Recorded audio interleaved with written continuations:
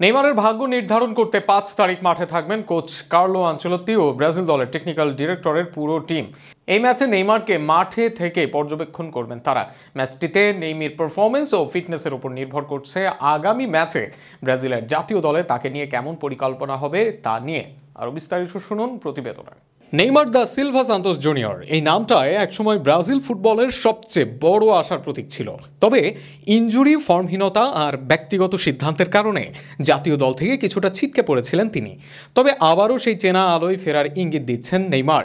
আগামী ৫ই August Santos বনাম জুভেন্তুদ ম্যাচটিকে ঘিরে বাড়তি উত্তেজনা তৈরি হয়েছে ব্রাজিল জুড়ে। কারণ এই ম্যাচটি দেখতে মাঠে উপস্থিত থাকবেন ব্রাজিল জাতীয় দলের কোচ কার্লো আনচেলত্তি ও ব্রাজিল ফুটবল ফেডারেশনের টেকনিক্যাল ডিরেক্টর সহ পুরো কমিটি।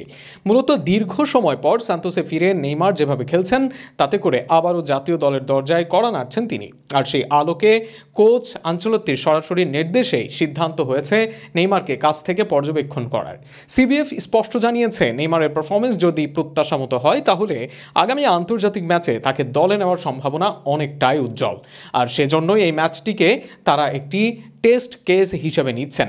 নেইমার নিজেও জানেন তার জাতীয় দলে ফেরাটা শুধু তার ব্যক্তিগত স্বপ্ন নয়, কোটি কোটি ব্রাজিল ভক্তদের প্রত্যাশাও।